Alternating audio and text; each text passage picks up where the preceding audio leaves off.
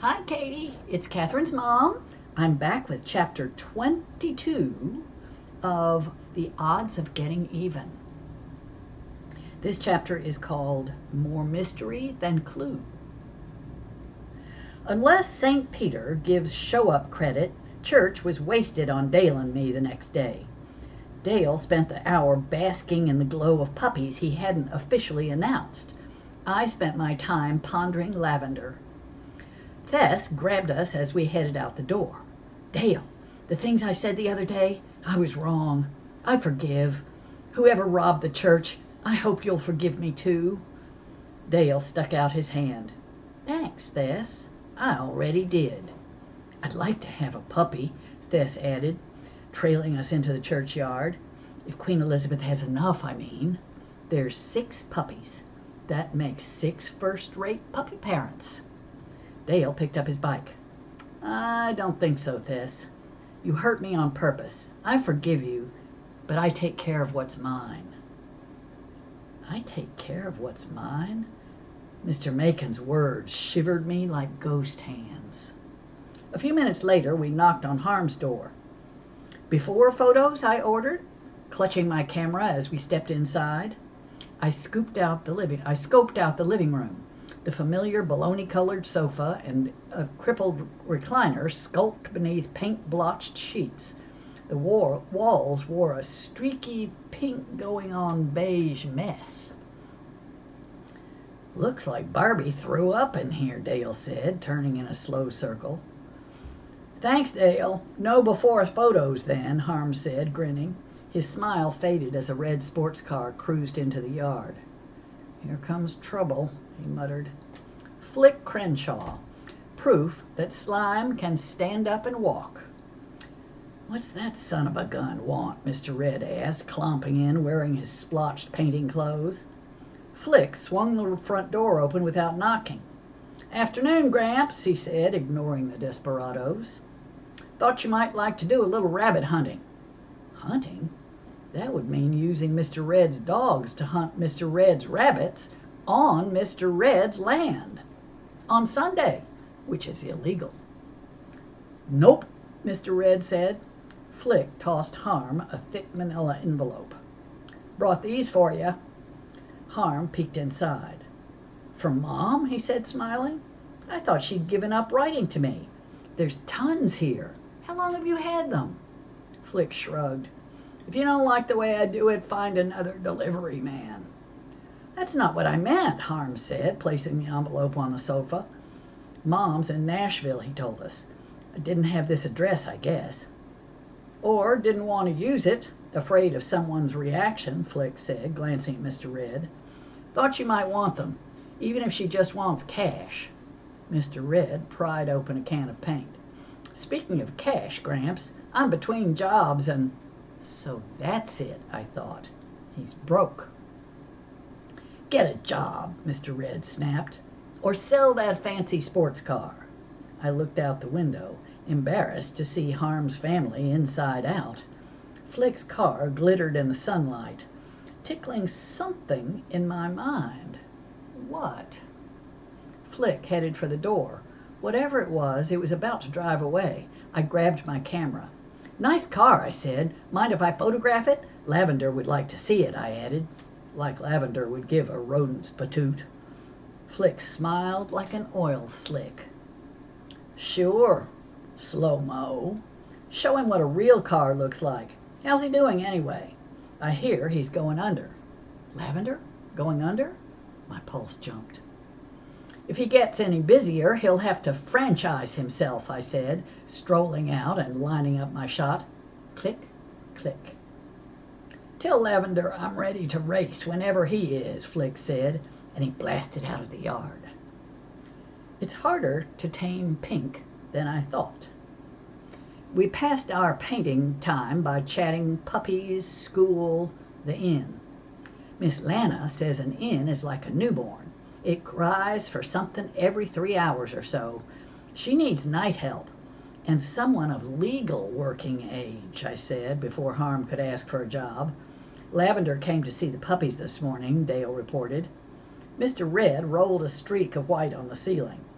How's he doing? His race car's great, Dale said. The best he's ever had. He says it's his ticket to bigger races and better times.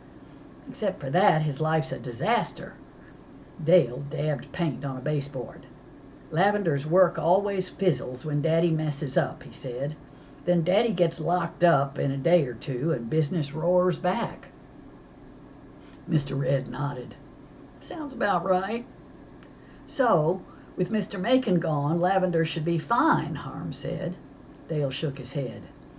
Daddy got away. Lavender says he's bleeding him dry.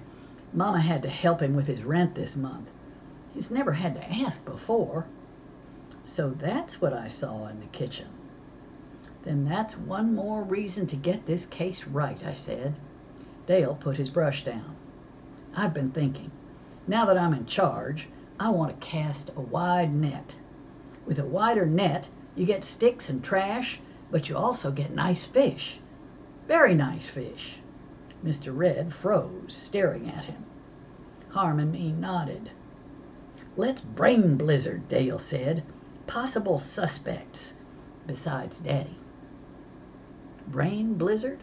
Harm finished off a windowsill. You mean brainstorm? Dale shot him his "you're fired" look. Not that a detail like that matters, Harm said, very quick. Possible suspects. Flick tops my list.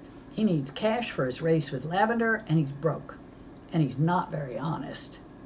Dale pointed to Mr. Red. The town's been eat up with strangers hunting Macon for the reward money, Mr. Red said. Any one of them could be in on this. Dale pointed to me. Wolf guy could be a suspect, I said. The shadowy guy we saw talking to Capers. What did he say? It's too dangerous. Who is he, anyway? Dale pointed to himself.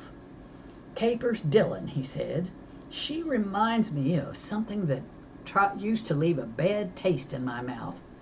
And she writes in code. Mr. Red put his paint roller down. Code? We explained the 2-6 code. And there's this numbers thing she does, I said. I snagged my messenger bag. I think I have one from the day she crashed. I perched on the sheet-covered sofa. Here it is, a letter written in blue ink, and on top of the ink, I held it up to the light, 10 numbers and letters. Capers says it's a game, but I'm not so sure. What kind of numbers? Mr. Red asked. Like 637A1, period. 1008A110. 648B11. Could be another code, Dale says, his face thoughtful. Sal will know. Why didn't I think of that? Sal, the metaphor gal, Mr. Red said, looking at Harm. Don't try to rhyme, Gramps, Harm said, grinning. I told Gramps about the metaphor Sal wrote for you, Dale, remember? Your smile walks barefoot across my lonely porch. Gramps bought it from her for $5. It will knock Miss Thornton's support socks off. Hope you don't mind. Dale shook his head. I'm proud. Sal has a head for business as good as Mama's. And Lacey will love it, Mr. Red said, his old eyes twinkling. The room wore a handsome tan coat when Mr. Red finally walked us to the door. Anything worth hiding is worth finding, he told Dale. I'd investigate those codes. Dale made an executive decision. I got puppy duties tomorrow, he said. Mo, you line up Sal. Harm, keep an eye out for Wolf Guy, and think about where he fits in the big picture. I'll think about the strangers in town and about Flick. He clapped his hands like he was playing football. Hut! Maybe it was the paint fumes, but to me, it sounded like a good plan. We made the official puppy announcement the next day at school. Miss Retzel, I said as we settled in, Dale has extra credit news. The puppies are here, he said, and the class cheered. Is little Agnes getting one? Hannah asked. For sure? Dale beamed. The 6 pups go to Sal, Skeeter, little Agnes with Hannah, Miss Retzel, Susanna, and the Exum boys tucked their shirt tails in. They gave Dale a hopeful smile. And one undecided, Dale said. Puppy people may visit. Please bring a gift for Newton, he added. He's sensitive to family dynamics. Miss Retzel frowned. Isn't Newton an amphibian? I raised my hand. Even a 3-chambered heart can break. She picked up her math book. Thank you, Dale. Let's get started. Your homework was on rational numbers. Questions? Dale's hand waggled. What happened to the irrational ones? Excellent, Dale. Who hasn't asked a single classroom question since the jailbreak is back? Harm cranked around in his seat and gave me a thumbs up. Miss Retzel didn't miss a beat.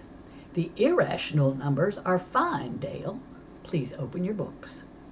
At lunchtime, I finally unfolded Caper's mysterious parking lot letter for Sal. We need your help, I said as Harm slid into the seat across from me.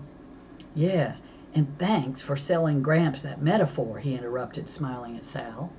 Sal swiveled to Dale. I hope you don't mind. You didn't seem to get it at all. And Mr. Red's in the market for poetry about love and a house for Miss Thornton. I think it's sweet. Plus, he paid me $5. $5? Jake barked. He and Jimmy looked up from their lunch. So did Hannah and 6 other kids. Does he need more? Susanna asked from the next table. Sal shrugged. Maybe, if you want to give me something to show him.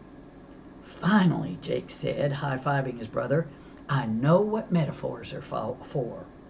Sal spent the rest of lunch period fielding metaphor questions.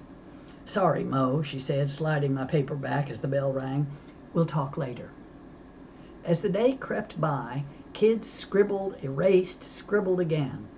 At the end of the day, Miss Retzel sang out, Language arts, once again we're working on metaphors, Sal cried, and the class whipped out their papers. She pointed to Hannah. A metaphor, Hannah said.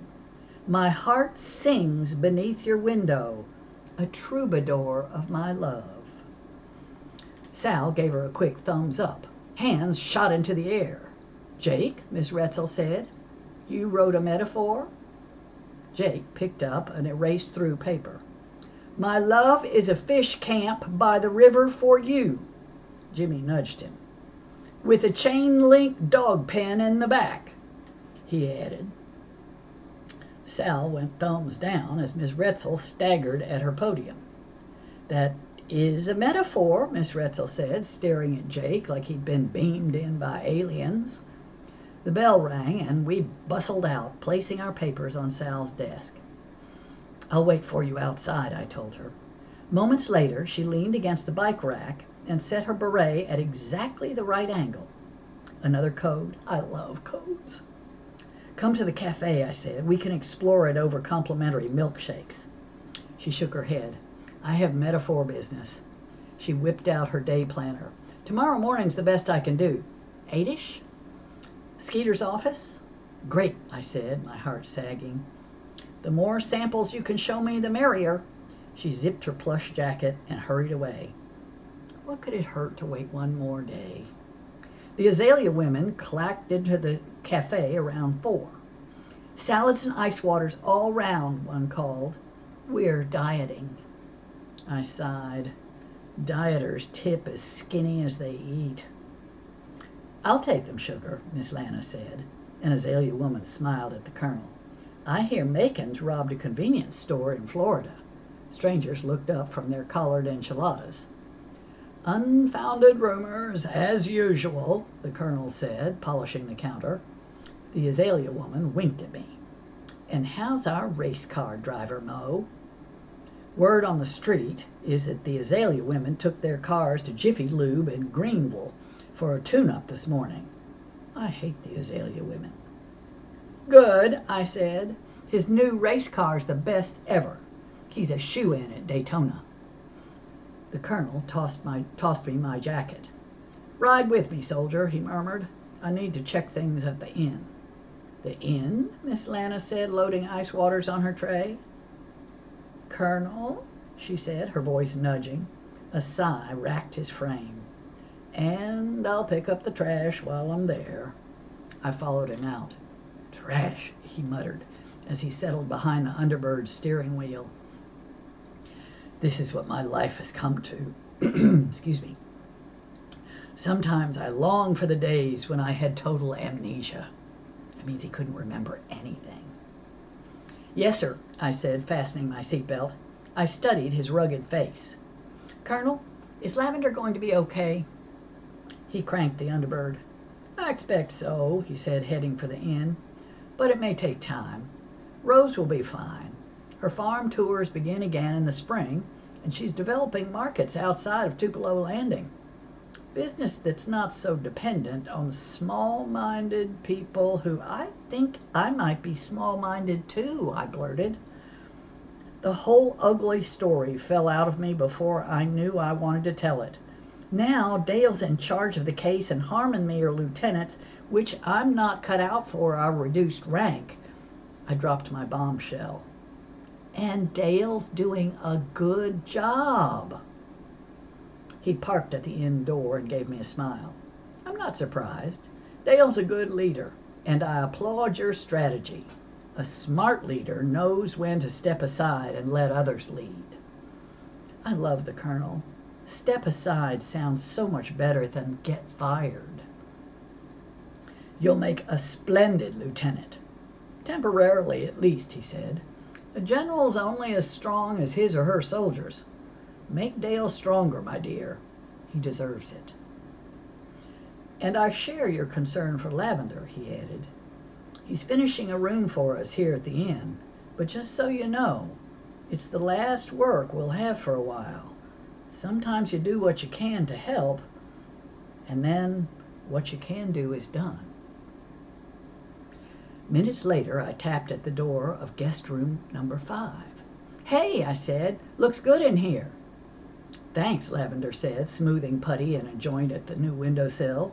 He drummed up a smile, but his cheeks wore a red gold stubble and his hair lay too flat.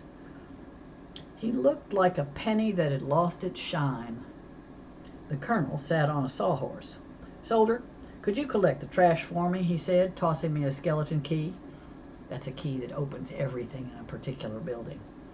I have some things to discuss with Lavender. Crud. A heartbeat later, I knocked on Caper's door. The key clicked, and the door swung open on a room cluttered with clothes, shopping bags, and papers. What a pit, I muttered. Anything of interest? Caper asked, exiting the bathroom with a towel wrapped around her head. I jumped. I knocked, I said, taming my runaway heart. Just picking up the trash. I peeked at the papers at her desk. More tan numbers and letters. How do you play this game? I asked, snagging her trash bag. I'd like to try. Another time, she replied, holding the door to the hall for me. Smooth, but rude. Her gaze followed me down the hall like a cat follows a mouse. Moments later, the Colonel sprang the Underbird's trunk, which yawned open on a couple of weeks' worth of trash bags. I know they go in the dumpster. I'll get around to it, he muttered. He cut his eyes to me. Lana doesn't need to know. You're a rebel, sir. I'll take care of this, I said, picturing the coated papers waiting in those bags. One man's trash is a detective's treasure, I added. Sir, about Lavender. Lavender's losing heart, he said, his voice gentle. We'll hope for the best. But a lost heart is a very hard thing to find. That evening, I set the Colonel's elegant 1940s fan on the floor of my flat and placed a trash bag on its side a few feet away. I emptied the first trash bag between them and clicked on the fan, whirring the tissues and gum wrappers into the trash. Like panning for gold, I thought, grabbing a crumpled paper covered in the odd, ghostly letters. I snagged a 2-6 type code with the date-like key in the corner of the page torn off. An hour later, I had a folder full of what? More mystery than clue, I thought. But Sal had said the more the merrier, and I'd see her first thing in the morning. And that's the end of chapter 22.